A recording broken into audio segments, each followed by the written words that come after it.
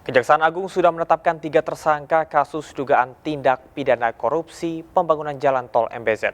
Status kasus tersebut sudah dinaikkan dari kasus umum menjadi kasus khusus.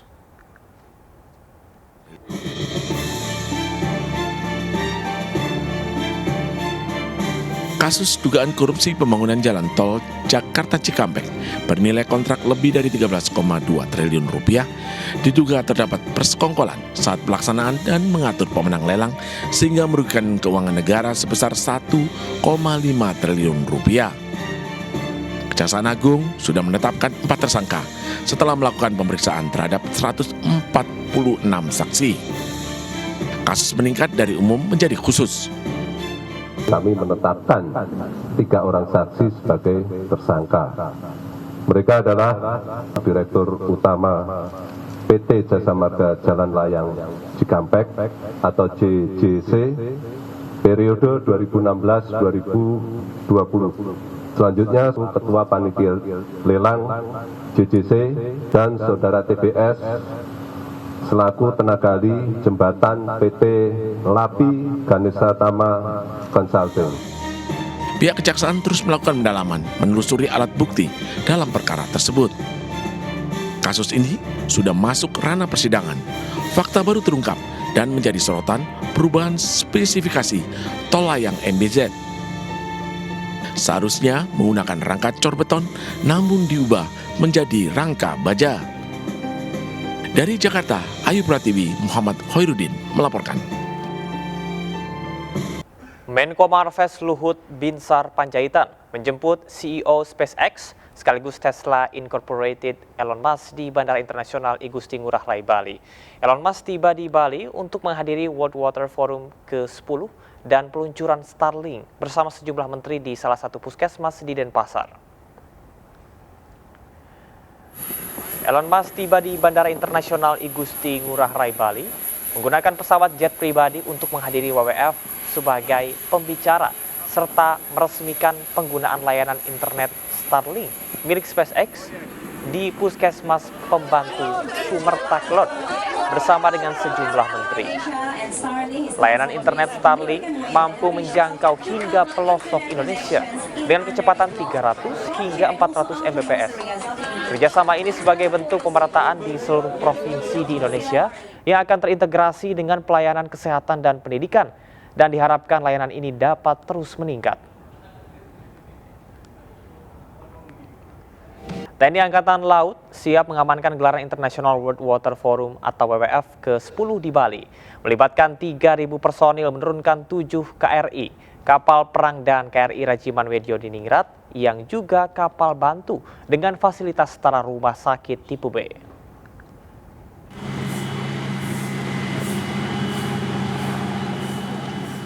Sebanyak 3.000 personel TNI Angkatan Laut diturunkan untuk mengamankan wilayah laut dalam gelaran International World Water Forum ke-10 di Bali.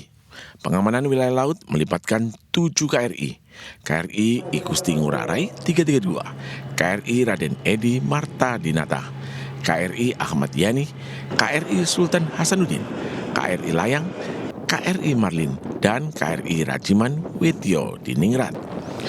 Usai mengikuti gelaran pasukan di timur Pelabuhan Benoa yang dipimpin Panglima Koarmada II Laksamana Muda Arianto Condro Wibowo, 6 KRI langsung tersebar di perairan Bali.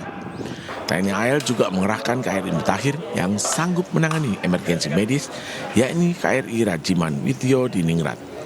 Dibantu tenaga kesehatan, dokter spesialis mulai dari jantung, anestesi, hingga bedah.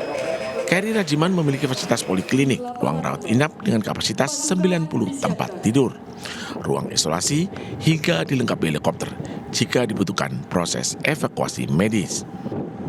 Teman yang menggunakan laut sebagai sarananya, insya Allah akan kita antisipasi dengan sebaik-baiknya. Contoh, Bandara Ngurah Rai ini agak spesifik, di mana ujung-ujung landasan itu berkaitan dengan air, berkaitan dengan laut. Selama WWF, tak ada pembatasan aktivitas nelayan untuk mencari ikan di wilayah perairan Bali. Dari Denpasar, Bali, tim liputan melaporkan. Pertunjukan kebudayaan dan bazar makanan tradisional menandai puncak perayaan Lebaran di alun-alun Kota Depok, Jawa Barat. Warga yang datang juga bisa mengisi acara dengan mengikuti lomba panco.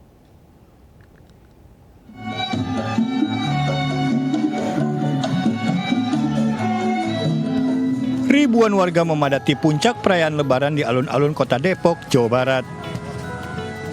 Acara tahunan diisi dengan berbagai kegiatan, mulai pertunjukan kebudayaan hingga bazar makanan tradisional. Warga juga bisa makan bersama dengan menggelarnya di atas tikar.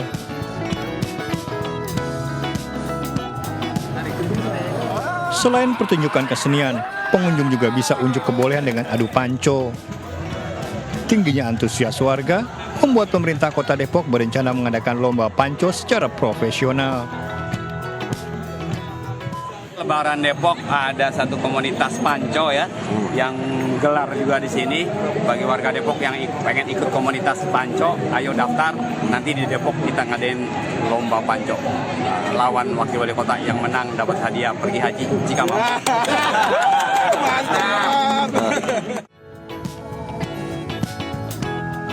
Lebaran Depok merupakan suatu budaya yang unik karena selama ini masyarakat hanya mengetahui Lebaran Idul Fitri dan Idul Adha.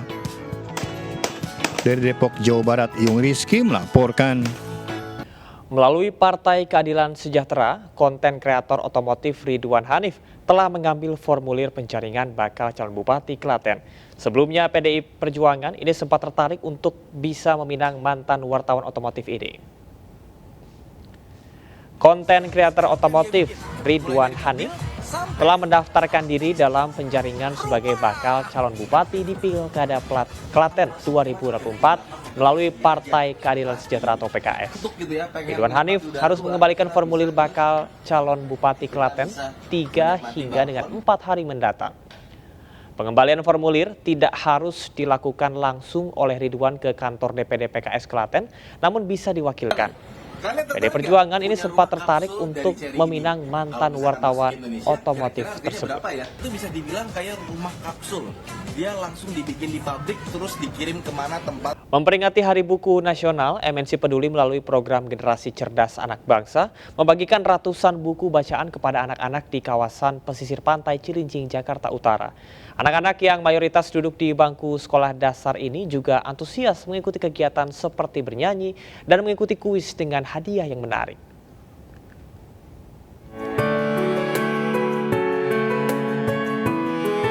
Beginilah keceriaan anak-anak di kawasan pesisir pantai Cilincing, Jakarta Utara. Selain bersekolah, mereka juga aktif menambah ilmu dan wawasan di Taman Anak Pesisir seperti belajar sambil bermain, membaca, dan aktivitas seni. Mendukung semangat belajar anak-anak pesisir ini, MNC Peduli hadir dengan beragam kegiatan. Di sini, anak-anak diajak mendengarkan dongeng dengan tema sampah dan kelautan, membaca dan bernyanyi bersama. Aku di sini senang bagi anakku di sini diajarin teater, nyanyi, sama belajar-belajar yang lain. Biar nambah baik lagi lah gitu. Biar rajin baca. Iya, biar rajin baca, biar nambah pinter lah gitu. Memperingati Hari Buku Nasional, MNC Peduli dengan program Generasi Cerdas Anak Bangsa juga membantu dengan menyerahkan ratusan judul buku untuk Taman Anak Pesisir. Dari hari Senin sampai hari Kamis kita kita bikin program 30 menit wajib membaca di jam berapapun sepulang sekolah mereka. Di hari Jumat saya hadirkan guru relawan itu yang ngajarin agama. Di hari Sabtu itu ada kelas yang namanya seni budaya, teater, menari, melukis, kayak gitu-gitu. Menanamkan nilai peduli lingkungan sejak dini, anak-anak juga diajak untuk menggelar aksi bersih sampah di sekitar pantai. Dari Jakarta, Muharlin Ainus melaporkan.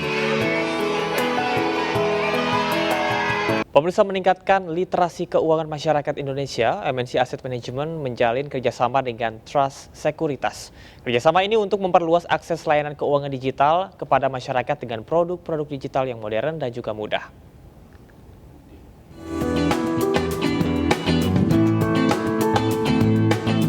Penandatanganan kerjasama MNC Asset Management yang merupakan anak usaha PT MNC Capital Indonesia Tbk dengan Trust Sekuritas berlangsung di MNC Bank Tower, Kebon Sirih, Jakarta Pusat.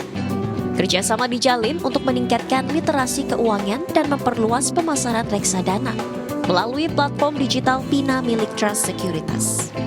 Pada kerjasama ini, MNC Asset Management dapat memasarkan 4 produk unggulannya, yaitu MNC Dana Lancar, MNC Dana Syariah Barokah, MNC Dana Liquid, dan MNC Dana Syariah. Berbagai macam digital platform yang lain yang juga bisa disinergikan. Artinya kita bisa melakukan white labeling bisnis, memperkaya ekosistem partner, dan dengan media kita yang kuat, kita bisa membantu mempromosikan brand-brand partner supaya mereka lebih dikenal dari masyarakat. Dan saya rasa itu memberikan unique value proposition yang berbeda supaya halayak umum atau masyarakat Indonesia yang ada total 260 juta bisa dapat tercover financial planning melalui Pina, dan nanti endingnya adalah melakukan pembelian reksadana MNC Asset di Pina dan juga Trust Sekuritas. Kita di sini kan meliterasi produk-produk investasi yang memang dikatakan aman, terus terregister, bertanggung jawab, ya bisa kita lakukan di sini.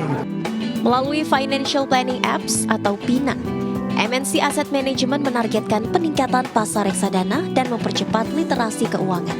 Kita sih lihat kerjasama itu sangat promising, dan target kita mungkin hopefully bisa lebih dari 20M untuk tahun ini sendiri. Pina is the only platform and app that caters to all your financial needs. From planning, you get access and advice through our financial advisors. Selain peresmian pemasaran reksadana, juga dihadirkan talk show dengan tajuk Financial Wellness as a Lifestyle. Jitu kelola keuangan, hindari investasi bodong. Dari Jakarta, Rian Rahman, iNews melaporkan. Pemirsa, ngopi unik hadir tak jauh dari kota Jakarta. Sebuah warung kopi di Kota Bogor, Jawa Barat ini menghadirkan sensasi yang berbeda, ngopi di pinggir rel kereta api. Getaran dan suara gemuruh yang timbul saat kereta melintas memberikan pengalaman unik dan sulit dilupakan.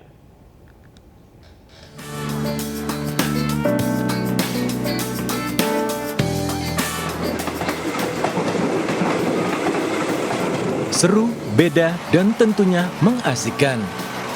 Sensasi inilah yang dirasakan di sebuah warung kopi di Jalan Marta Dinata, Kota Bogor, Jawa Barat. Pengunjung dapat menikmati kopi dan sajian lainnya dengan pemandangan unik, kereta yang melintas. Apalagi jika Anda mendapatkan meja atau tempat duduk tepat di samping rel. Getaran, suara gemuruh, dan hembusan angin saat kereta melintas memberikan suasana yang sulit ditemui di tempat lain. Beberapa pengunjung bahkan menyebut vibes warung kopi ini serasa berada di warung kopi pinggir rel Hanoi Train Street Cafe di Vietnam. Enak aja sih, adem, harganya juga murah, terjangkau, terus bisalah di kantong pelajar, terus suasana di sini tuh kayak di Vietnam. Ya, harganya juga sesuai anak kos. Kereta api yang lewat gitu. Dengar ibu. Karena anak suka banget sama kereta. Jadi sekalian ngajak refreshing. Dengan konsep kekinian, warkop ini menjadi favorit baru anak muda. Namun tak sedikit pengunjung datang dengan anak-anak. Karena sensasinya berbeda, bisa melihat kereta api melintas dari jarak dekat. Meski bising, para pengunjung justru menikmatinya. Anak-anak menyaksikan langsung kereta yang lewat, bahkan tak jarang merekam momen langka itu. Ya, jadi teman-teman yang terinspirasi itu masih pada muda ya, generasi muda. Kita coba menghidupkan tempat-tempat alternatif buat nongkrong lah. Anak-anak muda kan hobinya nongkrong ya, jadi pengennya kan hal-hal yang baru mungkin yang dicari sama teman-teman yang lain. Warkop pinggir rel ini mungkin satu-satunya di Kota Bogor. Tak hanya suasana unik, warkop ini juga menyediakan berbagai macam kopi dan kuliner lain dengan harga terjangkau. Dari Bogor, Jawa Barat, Andi Firmansyah, iNews melaporkan. Pemirsa, kemarin pagi, kawasan Car Free Day Bundaran HI Jakarta dipadati ribuan warga. Tak hanya berolahraga, warga membludak untuk menonton penampilan grup musik Kahitna yang memeriahkan acara menyambut HUT Jakarta.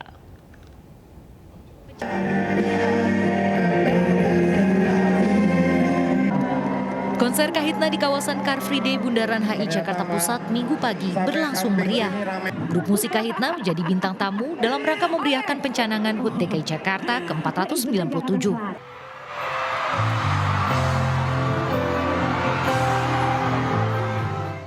Ribuan masyarakat tumpah ruah menyanyikan lagu-lagu hits Kahitna. Tak hanya dari Jakarta, masyarakat sengaja datang dari sejumlah kota penyangga seperti Depok, Tangerang, dan Bekasi. Warga bisa menikmati penampilan Kahitna tanpa dipungut biaya. Ratusan warga bahkan rela datang sejak subuh demi bisa mendapat tempat tepat di depan panggung. Yang pertama tentunya kita pengen lihat Kahitna, udah lama emang. Terus yang kedua juga olahraga juga sekalian.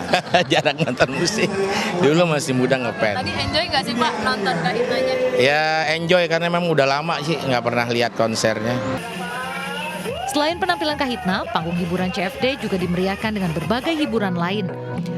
Para pengunjung juga dihibur dengan atraksi budaya gotong ondel-ondel dan tari-tarian 100 siswa SMP se-DKI Jakarta.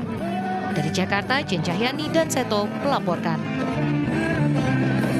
Nursiah, karyawan yang diduga dikriminalisasi di tempatnya bekerja, divonis 1 tahun 3 bulan dalam sidang putusan di Pengadilan Negeri Jakarta Utara. RPA Partai Perindo yang mendampingi terdakwa tersebut akan mengajukan permohonan pembebasan bersyarat.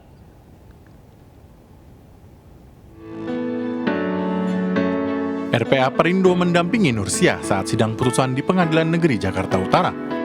Dalam sidang, majelis hakim memvonis Nursiah 1 tahun 3 bulan. Vonis ini lebih ringan dari tuntutan jaksa 1 tahun 10 bulan.